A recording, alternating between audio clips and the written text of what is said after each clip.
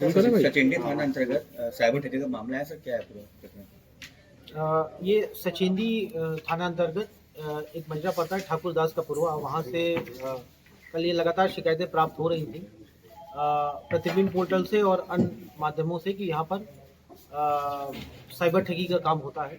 इस सूचना पर वहाँ पर पुलिस मौके पर पहुँचती है तो देखती है कि कई सारे ग्रुप बना करके लड़के वहाँ पर बैठे हुए हैं और मोबाइल फ़ोन्स के ज़रिए ठगी का काम कर रहे हैं। पुलिस दबिश देती है और वहाँ से 3 व्यक्तियों की अरेस्टिंग होती है, जिनका नाम है अरविंद सिंह, अनुराग सिंह और विकास सिंह। ये जो अरविंद सिंह है ये थाना गंजेर कानपुर देहात का रहने वाला है। अनुराग सिंह और विकास सिंह ये दोनों ठाकुरदास का पुरवा के ही रहने वाले हैं। ये जो अरविंद सिंह है इसके विरुद्ध पहले भी एक मुकदमा जनपद थाना गंजेर कानपुर देहात में लिखा हुआ है। इसी प्रकार अनुराग सिंह के विरुद्ध भी थाना सचेंडी में एक मुकदमा पंजीकृत है। आईटी एक्ट के अंतर्गत साइबर ठगी का मुकदमा पंजीकृत है। अभ्यस्त किस्म के ये लोग अपराधी हैं। इनका मॉडस ऑपरेंडी ये रहता है कि सामने वाले को जो कॉलर होता है उसको फ़ोन करते हैं, उसको डराते हैं, धमकाते हैं, अलग अलग माध्यमों से उसको प्रलोभन देते हैं और उसके माध्यम से ये लोग अलग अलग म्यूल अकाउंट्स में ये लोग खातों में पैसा ट्रांसफ़र कराते हैं। इसमें अभी तक जो हमारे पास जो इनिशियल इन्वेस्टिगेशन है, जो इनिशियल जो डिटेल्स हैं, एनसीआरपी पोर्टल पे जो इन मोबाइल्स जो बरामद हुए हैं इसमें हमारे पास 3 मोबाइल इनके पास से बरामद हुए हैं। लगभग 17 इनके पास से सिम कार्ड बरामद हुए हैं। फेक आधार कार्ड इनके पास से बरामद हुए हैं और कूटरचित दस्तावेज इनके पास से बरामद हुए हैं। एनसीआरपी पोर्टल पर जब हम लोगों ने देखा तो इन मोबाइल नंबरों से संबंधित 30 से अधिक शिकायतें हमें प्राप्त हुई हैं केवल इन 3 मोबाइल नंबर से। और बाकी जो इनके पास से जो फेक सिम्स मिले हैं, कुछ मोबाइल थे जिसको इन्होंने पुलिस को जब देखा तो इन लोगों ने उसको डिस्पोज ऑफ कर दिया। वो मोबाइल अभी हमें नहीं मिल पाया, उसकी तलाश जारी है। तो अभी तक 30 से अधिक शिकायतें हमको मिली हैं एनसीआरपी पोर्टल पर केवल इन 3 नंबर से रिलेटेड। और ये शिकायतें अलग अलग स्टेट्स की हैं, कुछ महाराष्ट्र की हैं, तमिलनाडु की हैं, पौंडीचेरी की हैं। ये अलग अलग स्टेट से और अलग अलग जनपदों से ये शिकायतें हमें प्राप्त हुई हैं। इनके जो अभी जो खाते थे इनके खातों में लगभग 8 लाख रुपए हमें अभी मिले हैं, जिसको फ्रीज कराया जा चुका है। और ये जब इनके ट्रांजैक्शंस देखे गए तो इससे पता चला कि ये लंबे समय से इस क्रियाकलाप में लिप्त हैं, साइबर अपराध में लिप्त हैं और ये समय समय पर अपना मॉडस ऑपरेंडी भी चेंज कर देते हैं। हाल फिलहाल में अभी इन लोगों ने फेक वेबसाइट्स के माध्यम से होटल बुकिंग का काम भी इन लोगों ने शुरू किया है।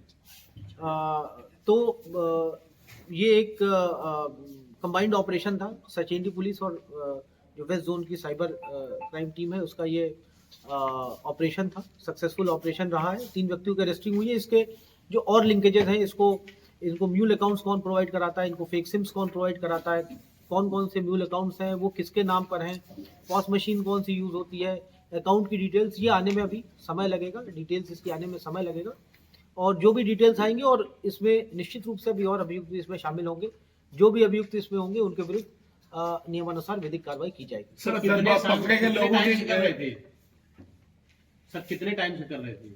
जैसा मैंने बताया है कि इसमें से जो एक अभियुक्त है जिसका नाम अनुराग सिंह है, 2022 में भी इसके विरुद्ध साइबर ठगी का एक अभियोग पंजीकृत था थाना सचेंडी में। और इसके पहले से ये लोग ये अपराध कर रहे हैं, तो मान के चल सकते हैं कि लगभग 4 से 5 साल से ये लोग लगातार इसमें लिप्त हैं, इस अपराध में लिप्त हैं। और इसमें अनुराग सिंह है, ये 9th पास है, केवल 9 तक ये पढ़ा है। तो बाकी 2 लोग और एजुकेटेड है कि नॉन एजुकेटेड? ये सब ऐसा ही है, कोई बीएससी है, कोई इंटर पास है, इस तरह से ही है। सर, और ये इनका मूल पेशा जो है वो साइबर ठगी ही है। सर, होटल बुकिंग का काम चालू है आखिर जितने जैसे दिनों से अपराध कर रहे हैं, कितने लोगों को शिकायत, कितना अमाउंट है सर इसमें कर चुके? अमाउंट जैसा मैंने बताया कि अभी जो हमें इनिशियल इन्वेस्टिगेशन में जो एनसीआरपी पोर्टल होता है, जो गवर्नमेंट ऑफ इंडिया का पोर्टल है, उसमें केवल इन मोबाइल नंबर से जो हमें अभी इनके पास से मिले हैं उनसे 30 से अधिक शिकायतें हमें मिली हैं। जो टोटल अगर अमाउंट देखा जाए तो केवल उन 3 मोबाइल पे और प्लस अभी जो 17 जो फेक सिम कार्ड्स इनके पास से मिले, निश्चित रूप से उस सिम कार्ड से भी ये लोग फ्रॉड करते हैं। उसका एमआई रन करा करके उससे भी हम लोग एनसीआरपी पोर्टल पर रन करा कर देखेंगे। ये कई करोड़ रुपए ऑलरेडी ये लोग इस फ्रॉड के जरिए ये लोग डिस्पोज ऑफ कर चुके हैं। जैसा मैंने बताया कि जैसे ही पैसा इनके पास आता है वो अलग अलग खातों में, मल्टीपल खातों में ये लोग ट्रांसफर कर देते हैं और वो सभी म्यूल अकाउंट्स होते हैं। सर क्या बोलते हैं ये, कैसे लोगों को इनके पास जो हमारे पास जो शिकायतें, अभी ज्यादातर शिकायतें हैं, वो इनका मॉडस ऑपरेंडी बड़ा सिंपल सा रहता है कि एक व्यक्ति होता है जो डराता है कि हम लॉ इन्फोर्समेंट एजेंसी से हैं, किसी थाने से हैं या पुलिस से हैं, और जो दूसरा व्यक्ति इनका सहयोगी होता है वो उसके पास से एक यूट्यूब का एक सायरन बजाता है, पुलिस का हूटर बजाता है, जिससे कि ये आभास हो कि ये व्यक्ति एक्चुअल में पुलिस का है, और जिससे जो सामने वाला व्यक्ति वो भयभीत हो जाता है और डराते हैं कि आप पोर्नोग्राफिक वीडियो देखते हुए पकड़े गए हैं और आपके ऊपर जो है वो इतना जुर्माना लगाया जाएगा, आपके खिलाफ मुकदमा लिखाया जाएगा, आपको जेल भेज दिया जाएगा, अगर आप बचना चाहते हैं तो आप इतना पैसा इस अकाउंट में ट्रांसफर करें। तो जो व्यक्ति होता है सामने वाला कई मरतबा डर के मारे वो पैसा वो ट्रांसफर कर देता है बिना ये समझे हुए कि ये साइबर फ्रॉड के जरिए ये उसके पैसे, उसके साथ ठगी हो रही है। सर, जिस तरीके से ये फ्रॉड कर रहे हैं इतने सालों से, आपको लगता है इसका मास्टरमाइंड अभी भी पुलिस की गिरफ्त से बाहर है? निश्चित रूप से इसमें, जैसे मैंने बताया है कि इसके फॉरवर्ड और बैकवर्ड लिंकेजेस को टटोलना जरूरी है, क्योंकि ये घर बैठे इस तरह के फ्रॉड कर रहे हैं। कोई व्यक्ति होगा जो इनको फेक सिम कार्ड प्रोवाइड करा रहा होगा, कोई व्यक्ति होगा जो इनको म्यूल अकाउंट्स प्रोवाइड करा रहा होगा, कोई व्यक्ति होगा जो इनके पूरे उसमें जो है वो हेल्प कर रहा होगा वेबसाइट डिजाइन में। तो निश्चित रूप से इनका जो पैराफेर्नेलिया है वो बहुत वाइड स्प्रेड है, और जो हमें इनपुट्स मिले हैं वो ये कि आसपास के जो क्षेत्र हैं वहां पर भी ये मैसिव स्केल पर ये काम हो रहा है।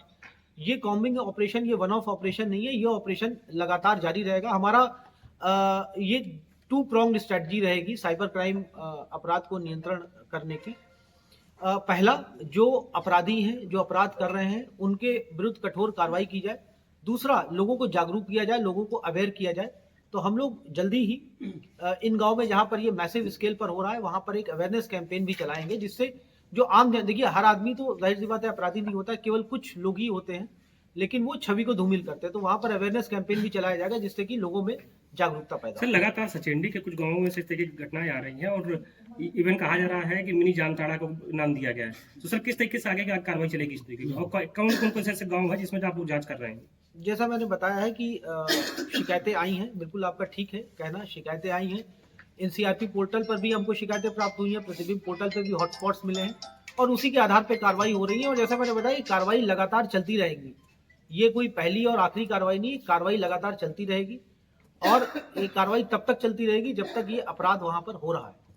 सर, देखने में ये लोग अनएजुकेटेड लगते हैं, लेकिन इनको ज्ञान कहाँ से प्राप्त हो गया इस तरह? जैसा मैंने बताया कि ये बहुत अनसोफिस्टिकेटेड क्राइम है, कोई ऐसा नहीं है कि इसमें बहुत पढ़े लिखे होने की आवश्यकता है। केवल आपको एक मोबाइल डिवाइस चाहिए और एक फेक सिम कार्ड और एक fake account, that's all you need.